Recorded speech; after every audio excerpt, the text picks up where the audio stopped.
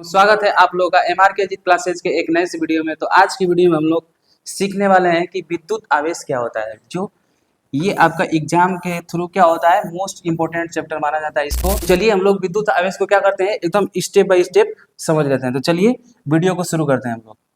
देखिए विद्युत आवेश क्या है, विद्युत आवेश क्या है इसको हम लोग अच्छे से समझ लेते हैं। देखिए बचपन में आपने देखा होगा कि जब पेंसिल को बाल में रगड़ते हैं, चाहे इसे कपड़ों में रगड़ेंगे ना, तो देख उसके बाद छोटे छोटे क्या करते हैं, कागज का टुकड़ा लेते हैं तो उसको सटाते हैं। देखिए इसे सटाते हैं तो क्या होता है, ये कागज जो होता है अपने आप ये पेंसिल में चिपकने लग जाता है। मतलब इसका मतलब ये है कि जब हम इसको रगड़ते हैं तो रगड़ने से क्या होता है, पेंसिल में ना ये आवेश उत्पन्न हो जाता है। ये आवेश अब ये पता नहीं होता है कि धनात्मक होता है कि ऋणात्मक होता है, लेकिन पेंसिल या तो धनात्मक होगा और कागज का टुकड़ा ऋणात्मक होगा, तभी तो एक दूसरे को क्या कर रहा है, आकर्षित कर रहा है। तो मतलब जब इसको रगड़ते हैं तो कागज का टुकड़ा क्या होता है, सटने लगता है। तो इसका मतलब हमको पता चल जाता है कि क्या हो गया है, आवेश उत्पन्न हो गया है। तो चलिए देखते हैं हम लोग कि जब किसी वस्तु में इलेक्ट्रॉनों की संख्या बढ़ या घट जाए तो वह वस्तु क्या होता है, आवेशित हो जाता है। मतलब किसी वस्तु में जब इलेक्ट्रॉनों का संख्या बढ़ जाता है या घट जाता है तो वो वस्तु क्या हो जाता है, आवेशित होता है। इसी तरह इसमें क्या होता है, या तो इसका जो इलेक्ट्रॉनों की संख्या क्या होता है, या तो बढ़ जाता होगा या तो घट जाता होगा, तभी तो इसका क्या होता है, इस वस्तु में क्या होता है, आवेश उत्पन्न हो जाता है। देखिए इलेक्ट्रॉन बढ़े तो क्या होता है, ऋणात्मक आवेश होता है, और जब इलेक्ट्रॉन घटे तो क्या होता है, धनात्मक आवेश।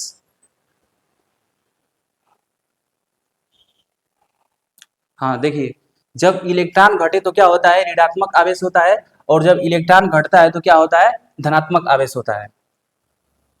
देखिए विद्युत आवेश के प्रकार, विद्युत आवेश कितना प्रकार का होता है, तो देखिए आपका एक धनात्मक होता है विद्युत आवेश, और एक क्या होता है, ऋणात्मक होता है। समान एक दूसरे को, देखिए क्या लिखा है कि समान आवेश एक दूसरे को विकर्षित करते हैं और विपरीत आवेश एक दूसरे को आकर्षित करते हैं। इसका मतलब कि अगर आपका आवेश प्लस प्लस है तो ये क्या करेगा, एक दूसरे से दूर भागेगा। मतलब ये क्या होगा, विकर्षित होगा। क्या होगा, विकर्षित।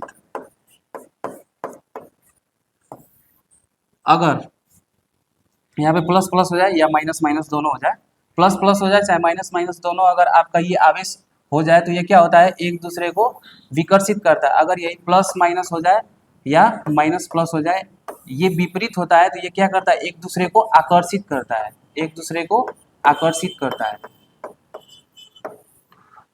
तो देखिए यहाँ पे क्या होता है कि समान आवेश एक दूसरे को विकर्षित करता है और विपरीत आवेश एक दूसरे को क्या करता है, आकर्षित करता है। देखिए विद्युत आवेश का सूत्र, विद्युत आवेश का जो सूत्र होता है Q बराबर NE, जिसमें Q बराबर क्या होता है, कुल आवेश होता है, और N को किससे दिखाते हैं हम लोग, इलेक्ट्रॉनों की संख्या से, और E जो होता है एक इलेक्ट्रॉन का आवेश होता है। और एक इलेक्ट्रॉन में मतलब एक इलेक्ट्रॉन में जो होता है कितना कूलम होता है, तो 1.6 गुणे 10⁻−19 कूलम होता है। तो चलिए इसी पे हम लोग एक उदाहरण को कर लेते हैं। किसी वस्तु में 5 गुणे 10⁻18 इलेक्ट्रॉन है, तो क्या पूछ रहा है, तो कुल आवेश बताइए।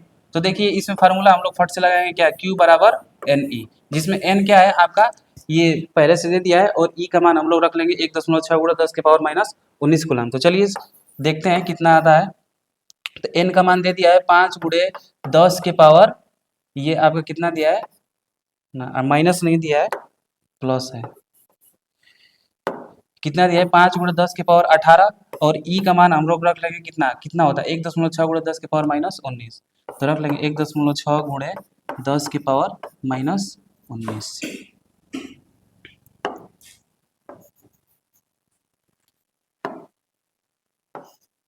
10⁻−19 रख लेंगे। अब देखिए इसको जब हम लोग सॉल्व करेंगे तो आपका कितना निकल के आएगा, 0.8 कूलम। मतलब ये किस में आएगा, आपका माइनस में आएगा। किस में आएगा, माइनस में। तो हम लोग ये बोल सकते हैं कि वस्तु पर 0.8 कूलम का क्या होगा, ऋण आवेश होगा। तो देखिए विद्युत आवेश की इकाई को जान लेते हैं हम लोग कि इसका इकाई क्या होता है। तो हम लोग कूलम कूलम बार बार बोलते आ रहे हैं, तो यही आवेश का मात्रा क्या होता है, कूलम होता है। और एक कूलम में हम आपको बता चुके हैं कि 6.25 गुणे 10 के पावर कितना होता है, 18 इलेक्ट्रॉन आवेश होता है। देखिए सारांश में इसका हम लोग देख लेते हैं कि सारांश में क्या दिया है। तो देखिए विद्युत आवेश को कैसे लिखते हैं हम लोग, Q बराबर NE। यह कितने प्रकार का होता है, दो प्रकार का होता है, एक धनात्मक आवेश होता है और एक ऋणात्मक आवेश होता है। देखिए समान आवेश क्या करते हैं, एक दूसरे को दूर करते हैं। मतलब अगर प्लस प्लस होगा या माइनस माइनस होगा तो ये क्या करेंगे, एक दूसरे को विकर्षित करेंगे। और देखिए जो विपरीत आवेश होते हैं ये एक दूसरे को क्या करते हैं, आकर्षित करते हैं। यानी कि आपका ये प्लस माइनस है तो या प्लस माइनस है या माइनस प्लस है, तो ये क्या करेंगे, एक दूसरे को आकर्षित करेंगे। देखिए इसका इकाई जो होता है कूलम होता है। मतलब अगर विद्युत आवेश प्लस प्लस है तो एक दूसरे को क्या करेगा, दूर करेगा। अगर अगर प्लस माइनस है मतलब ये अलग अलग, अगर प्लस माइनस है तो ये एक दूसरे को क्या करेगा, आकर्षित करेगा। और इसका मात्रा क्या होता है, कूलम होता है। तो आज के लिए इतना ही, धन्यवाद। ऐसे ही वीडियो के लिए MRK जीत क्लासेज को सब्सक्राइब करें। जय हिंद दोस्तों, मिलते हैं नेक्स्ट वीडियो में।